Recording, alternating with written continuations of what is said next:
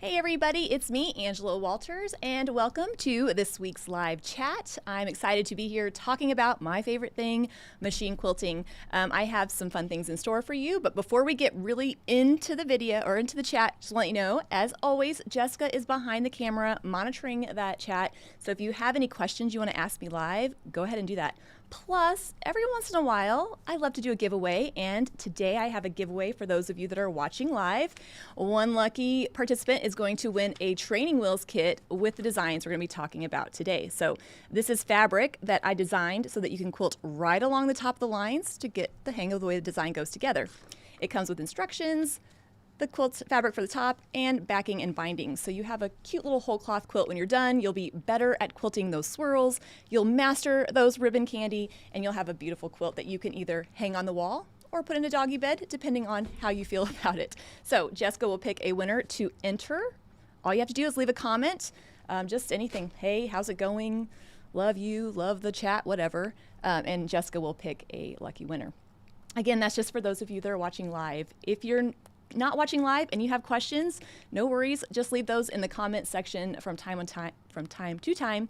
I get on there and answer those. So super excited to be here on another chilly Thursday, although I shouldn't complain. I think we're like well into the 20s here in Missouri, which is not the case for some of you. So hopefully you're staying warm. I kind of feel like this is our prime quilting time. It's cold outside. There's no holidays to get ready for. I could just quilt my little heart out. So I'm excited to have time to do that as well.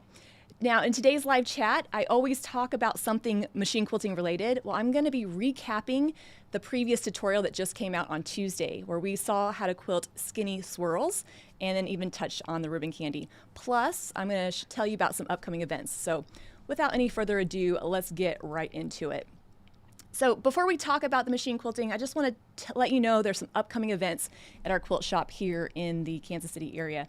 I know that not everybody can make it to our beautiful location, but we do have a wonderful quilt shop. I have an amazing staff that are so friendly and they do such a great job. So if you go in that shop and you think, it looks beautiful, I had nothing to do with it. They handle everything. But we also have a wonderful event space just a couple blocks north where I have my long arm quilting education center. And so kind of excited about some upcoming classes. I know not everybody is in the Kansas City area or can just drop everything and come visit me. But if you are, and if you're free, I hope you'll pop in for a class or an event. First of all, coming up really soon is our winter retreat. That's just all about sewing. You bring your own project. I'll do a little make and take long arm project. We have meals and snacks. It's a really fun time, so I'm looking forward to that. I always feel bad because I'm technically working, but I'm having probably more fun than the attendees. So I think that's when you know you have an awesome job. And then in March, I'm having a long arm boot camp. So like I said, I have a room full of 6 long arms, and I did this boot camp. It was a 2-day class back in November, and it was amazing to spend 2 days diving into loading the machine, working through the machine, using rulers, free motioning, all the things, troubleshooting tension. So if you are in the area, that's a great way to get really hands-on and learn all the ins and outs, and you don't have to have a handy quilter long arm machine to benefit from that. So it's a lot of the stuff that I teach is the same no matter what machine you're working with. So you can check that out. And here you can kind of see, this is the pictures from the last boot camp. There's something about when you spend multiple days with the same class, you get to know them, and I know exactly how funny I can be and what jokes I can get away with. So we had a great time, and I'm looking forward to doing that again. And then in April, I'm having a long arm clinic. So that's 4 days of long arm classes. You can sign up for them all. You can sign up for them individual. But I decided, as I put this showroom together, this education center together back in May, I think the multi-day classes are where it's going to be, so that people can come in, spend several days with me, and then go home. But anyway, so we have 4 different classes. Like I said, you don't have to sign up for all of them. You can pick and choose. But the first day is going to be a hands-on intro to long arms, kind of like the boot camp, but just less deep dive. We'll load the quilts. We'll learn how to work our way with the machines and best practices with that. And then the second day, April 2nd, we'll do dot to dot quilting. So we've seen a free motion challenge quilting along on dot to dot quilting. It's even more fun to teach in person, talking about how to use straight edge rulers, how to create these intricate looking designs without marking. It's definitely one of my favorite classes to teach. Now I say that, but I think every class is my favorite to teach. So, and then April 3rd is motifs and more, and then April 4th is next level long arming. So hands-on classes, again, I know it's not for everybody. I know thankfully on my live chat, I have people watching from all over the world. I know those of you in Australia aren't going to be able to just jump on a plane, fly 30 hours and get here, but for those of you that can. And then April, we have our spring retreat. So we have quarterly retreats, again, just like the winter retreat, just a little bit warmer, and there in April. So to find out all of these, you can click the link in the description box. There's also a downloadable PDF that has like the class descriptions and more info about the classes. That's all in the description box, so you can click that, or just check out the events on the website. So it's kind of funny because, you know, it's always busy here, like teaching-wise or event-wise, kind of winter, spring, and then kind of fall. And so we've been kind of quiet with as far as events go. You know, December and January, I'm excited to get back and talk to people that actually want to hear me talk. My kids, for some reason, don't like to listen to my teaching, but whatever. Anyway, so you can check that all out or go to quiltingismytherapy.com. But let's talk about what we're all really here for, the machine quilting tips and recap. So if you're new to the live chats, I talk about something machine quilting related every week. I answer your questions live. But right now, we're kind of right smack dab in the middle of a machine quilting series called Mastering Swirls. And these are free videos. We're like going from everything to like, this is how to make a swirl, to designs and how to use them on your quilts. And it's been a lot of fun. We're already on week 3. It's just been amazing seeing everybody's comments on the Facebook group or even in the type chat before I go live. I love, you know, kind of interacting that way. So it's not just a video, it feels more like a class. But in this live chat, we're going to kind of recap the previous week's tutorial that just came out on Tuesday. So we saw in the first video how to make the swirl or how to quilt the swirl, how to fill in areas. Then we saw how to create variations. Well, this week we took that design and we learned how to quilt it in skinnier areas. I called them skinny swirls for lack of a better term, but it's basically just taking that same shape that we already learned, and instead of quilting it in all different directions, we're filling in thinner borders, thinner sashings with it. Being able to use a design, like a quilting design, in multiple areas of your quilts, I mean, it does give the quilt a look of continuity, right? You can see the swirls here and there. I mean, that sounds all artsy and all well and good, but it's just easier because your mind is already on the swirls. So I love using the same design in different ways in different parts of the quilts. If you look at a lot of the quilts that I do, I mean, even for like Tulip Pink, I'm really just using a handful of designs just in different ways in rotations, different applications. So really fun to take that design and use it in a different way. Plus, since we were on the subject of skinny borders, I touched on ribbon candy just a bit. Now, I know that ribbon candy is not the subject of the video series, but you know, while you're there, you might as well jump in and have fun with it. So that's what we talked through in the videos, the swirls and the ribbon candy. Now, first, when we're talking about quilting skinny swirls, I think it's so funny. I feel like I can do psychoanalysis on quilters, but in my classes, when I've done them live, usually about half of the students love the all-over swirl. They love the freedom of going wherever they want to go, filling in that area, where that just freaks the other half out. So some quilters might actually find it easier to quilt swirls in a defined area. Some of them, not everybody, not every quilter is the same, and that's what makes teaching so much fun. But if you've struggled with the swirl design, quilting it in a defined area really gives your brain just like one less thing to think about, and it kind of gives you a set routine to follow. So if you tend to gravitate towards designs that are like, do this, this, this, and this, well, then this just might be the design for you. Really what we're doing is we're quilting our swirls so that they line up and they fill in those narrower borders.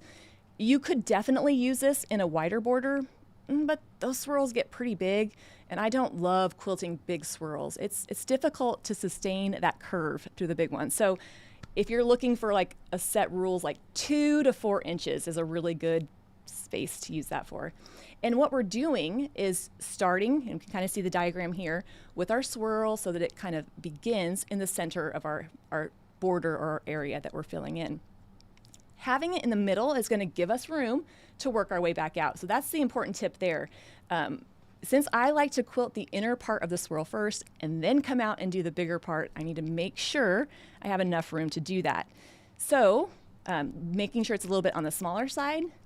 And I'm not really trying to quilt that swirl so that it goes all the way to the edge.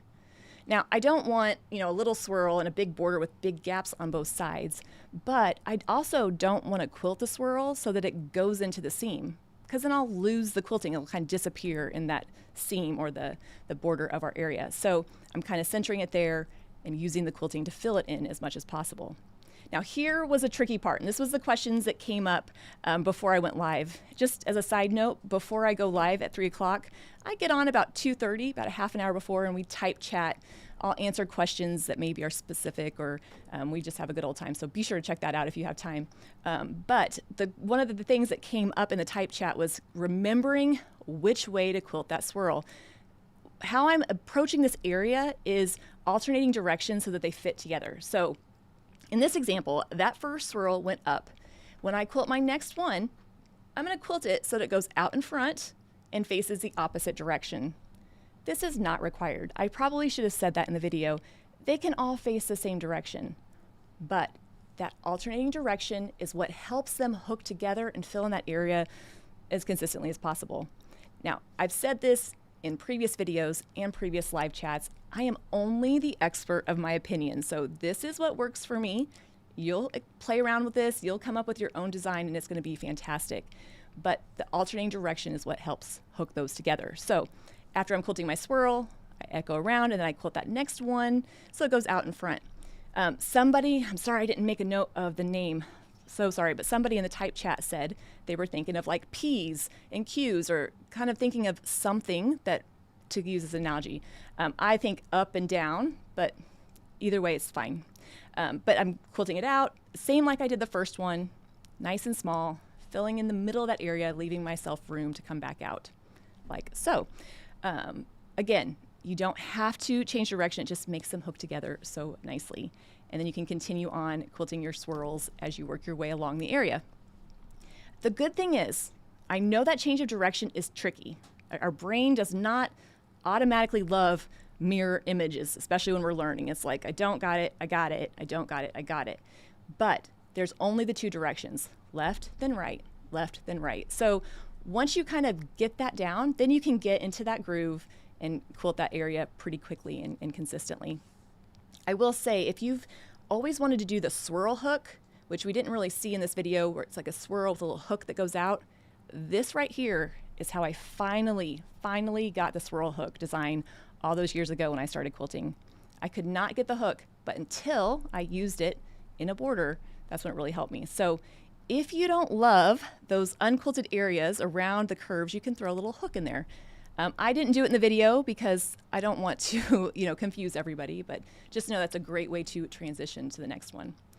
Besides that, though, we also saw how you can turn the corner, because, it's one thing to know how to quilt them in a row, but if you're doing a border or a sashing that goes around a corner, you're going to have to know how to do that. And really, the trick is to not overthink it.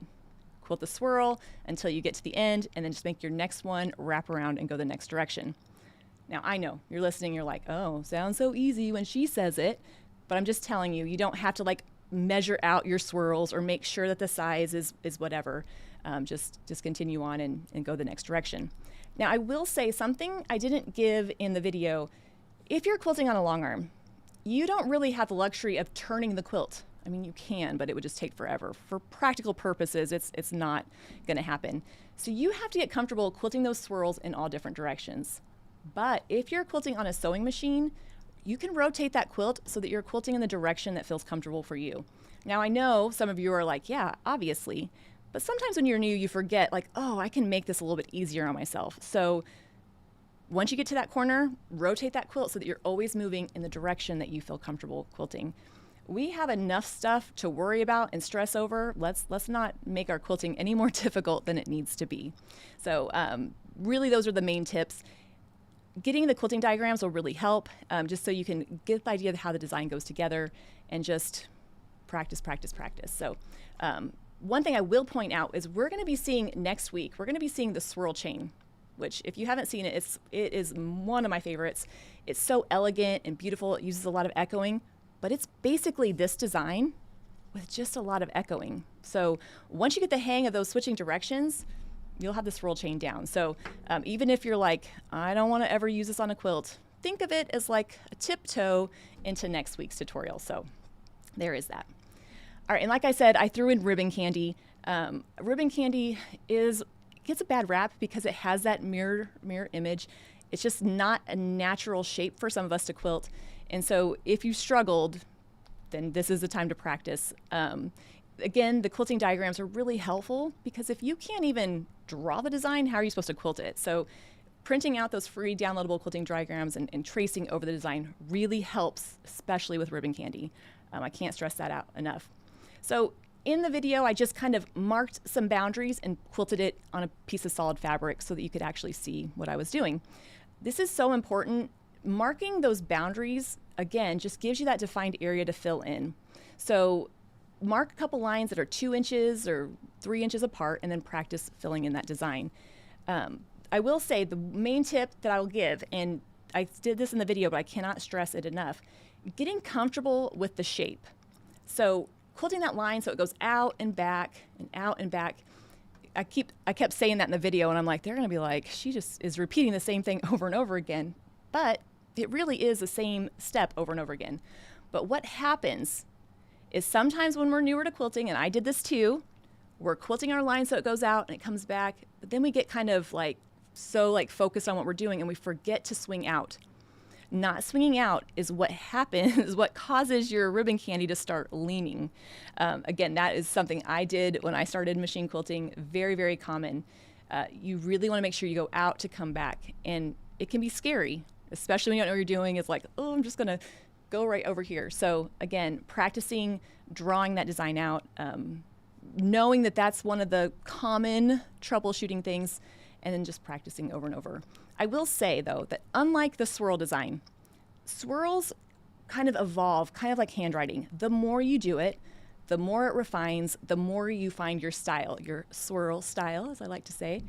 By the way, when I'm editing my videos, sometimes my own jokes crack me up. I don't know if any of you find them funny, but I crack myself up, so as long as I find myself funny. But the swirl style, same, but ribbon candy is totally different.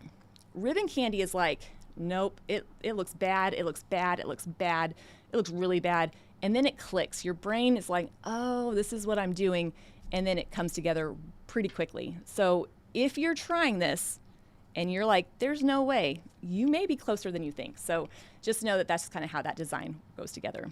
Now, like I said, I do have some fabric that I designed just for quilting over the lines. I call them kind of jokingly training wheels. You can call it, tracing lines, whatever, what have you. But they're designed so that you can quilt right over those lines. Get an idea of how that movement goes. And that's why I'm giving away one of the kits right here. So don't forget to comment on there. But it just so happened, I did this on purpose actually, I designed this fabric with this week's video designs in mind. So even if you didn't get the panel that has the pre-printed lines on there, you can get this fabric and get the hang of how it goes together. I promise, once you start, you do a couple rows, it's going to look a lot better. You're going to kind of get the idea of how it goes together.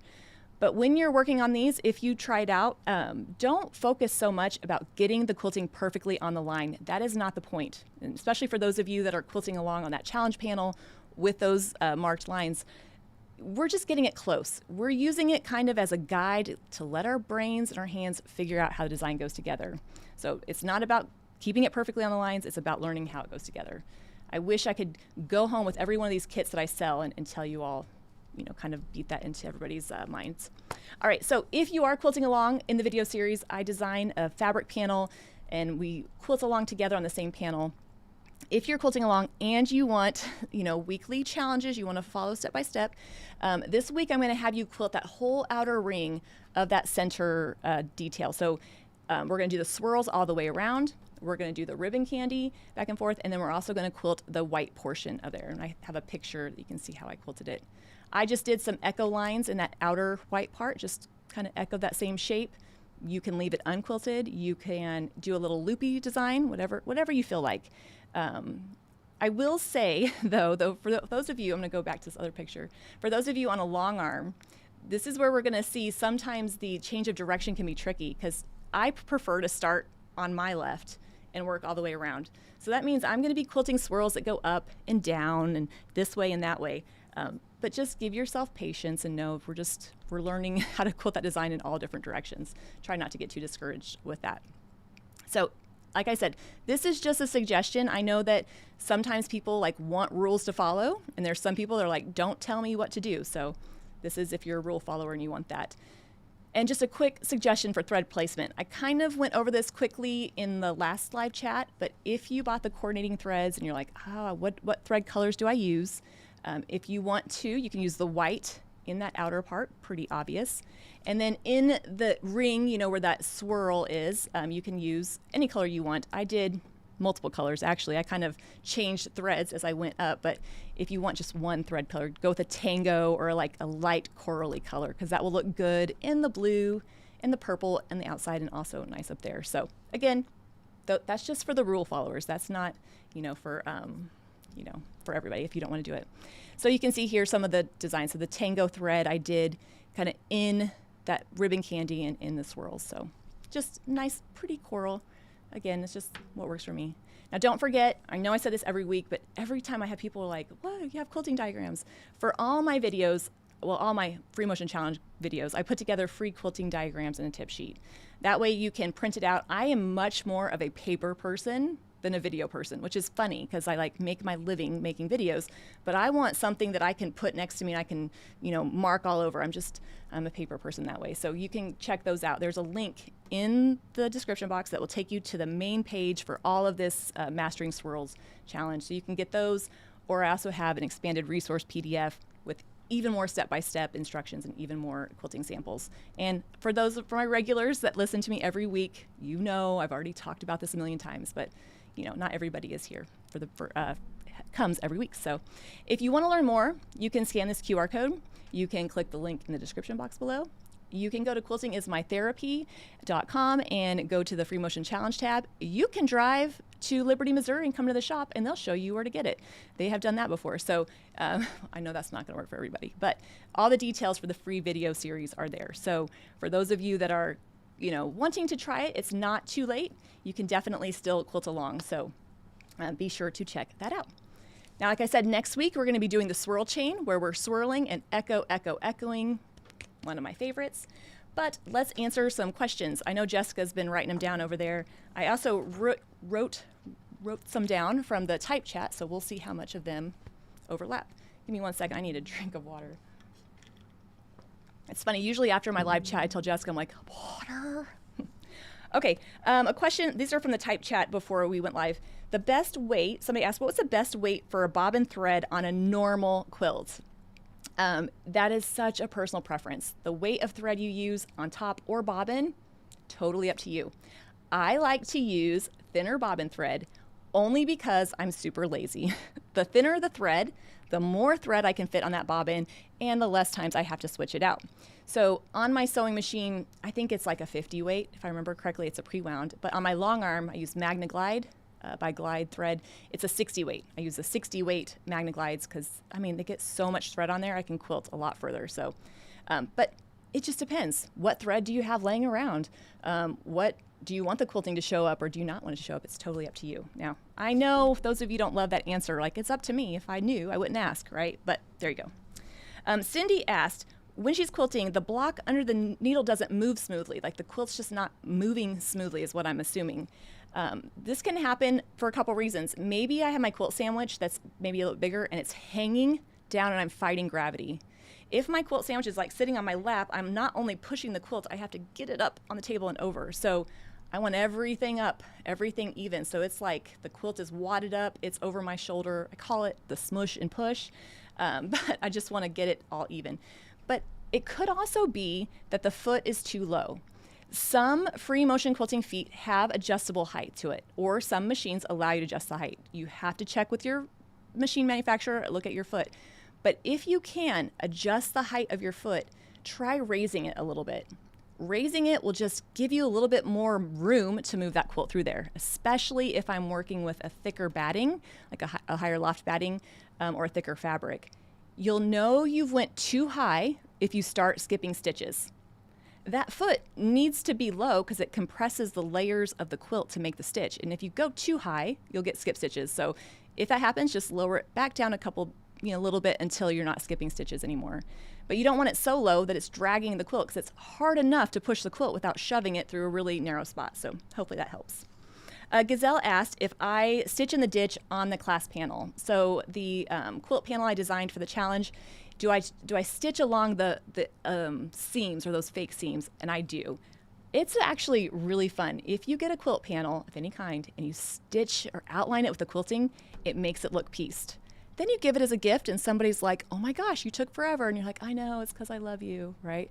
So I do because I love the way it looks and I just like stitching in the ditch, but you don't have to. Totally up to you. So there's that. Melinda asked a piecing question, which I always love when I get piecing questions. I'm like, ooh, I do know a little bit about piecing. Melinda asked, how do you prevent your triangles from stretching out of place when you're sewing? Triangles, if you cut a triangle, it has one of the lines that will be on the bias, and fabric is stretchier on the bias. So using a starch, somebody else commented in the type chat for that too, using a starch to help secure that. Pinning, very important. I love saying this, like I pin all the time, like when I piece triangles. And then one thing that Tula does that I love, if she has setting triangles around the outside of her quilt, she does a victory lap or she stitches a seam all the way around the outside, and that just helps kind of control that stretch, especially when I'm quilting, because you can smooth it too flat and stretch it as you're quilting. So hopefully that helps, Melinda.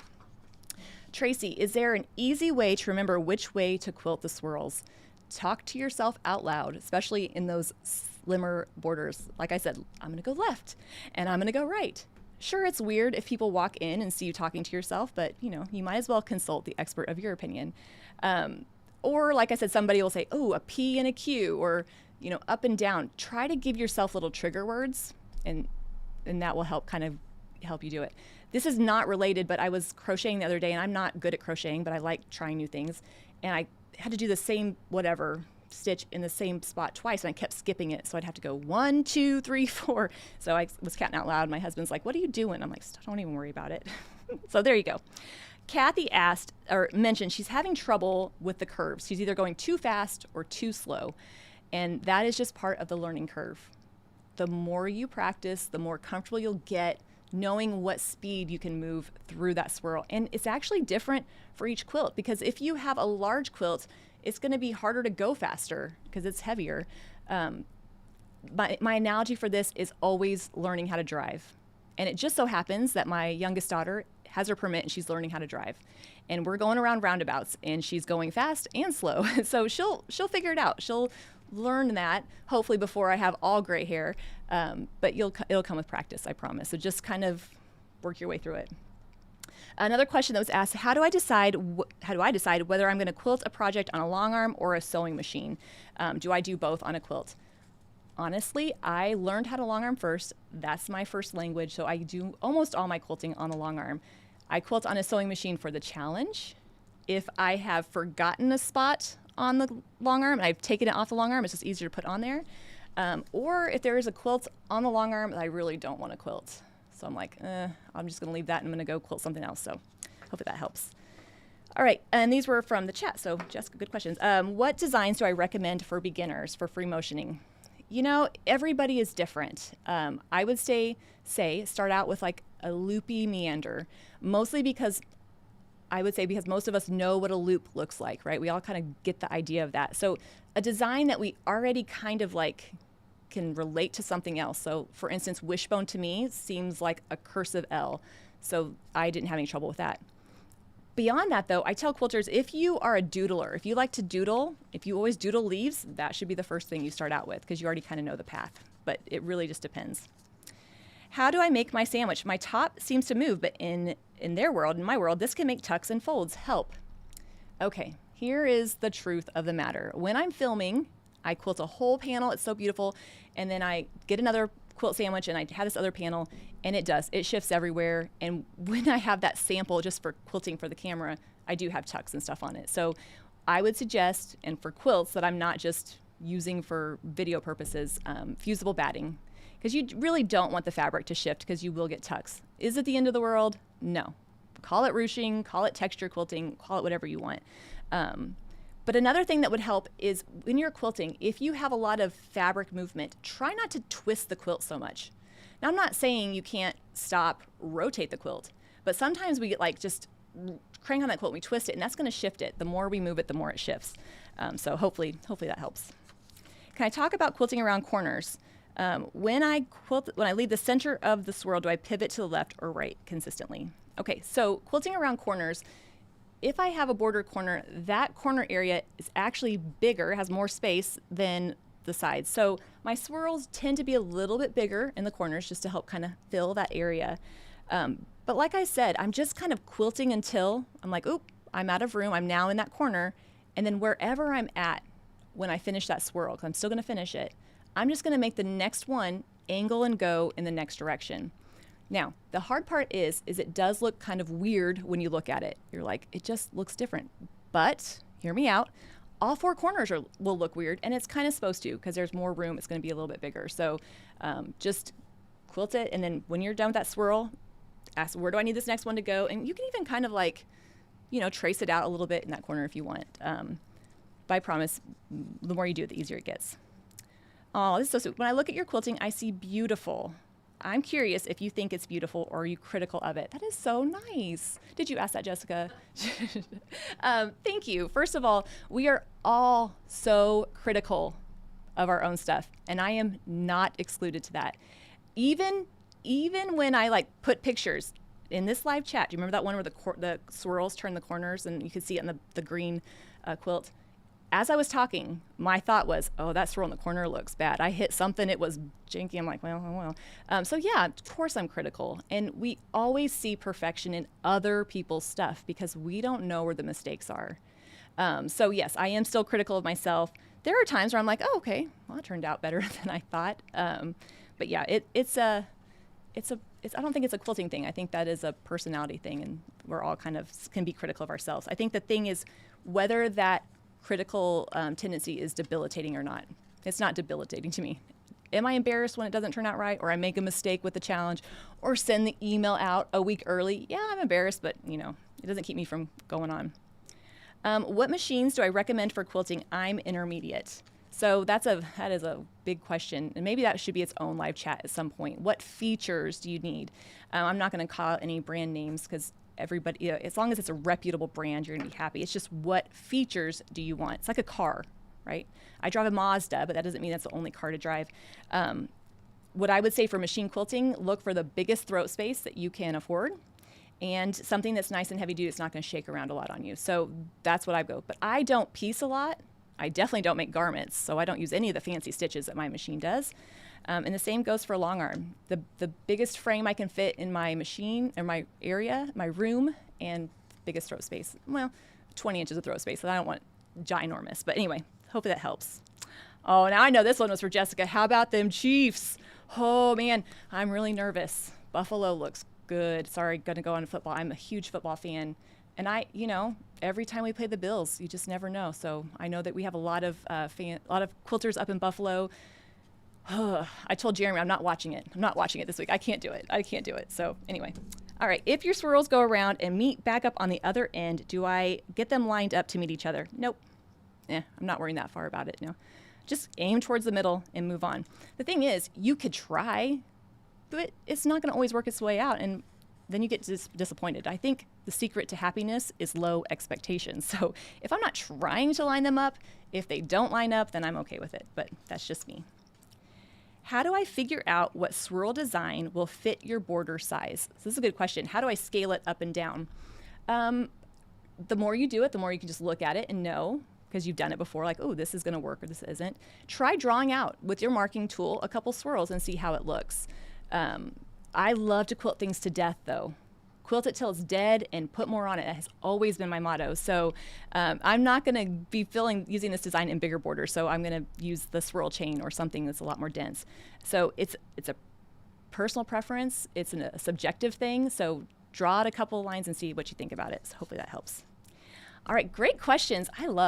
This is probably my favorite part about doing the challenge is the live Q&A and the live chat. And I appreciate you all humoring me and watching me and giving the video a thumbs up and liking the video. That also helps. That lets YouTube know that you like it, so they think other quilters might like it too. So do totally appreciate that. Now, I'll be back next Thursday with the next live chat. We'll talk about that swirl chain. We're going to talk about echo, echo, echo with lots of tips there. I look forward to that. So next Thursday at 3 p.m. Central. But Deborah Britton is our lucky winner of the training wheel. So reach out to us at customer service at quiltingismytherapy.com and we'll get this out to you, Deborah. And if you want to see more about the training wheels, there's links to that in the description box below. Hey everybody, stay warm. Have a great rest of your week. And next Thursday, I'll either be a little mopey because the Chiefs lost or I'll be ecstatic, but either way, we'll be talking about quilting and I can't wait. Until then, everybody, happy quilting.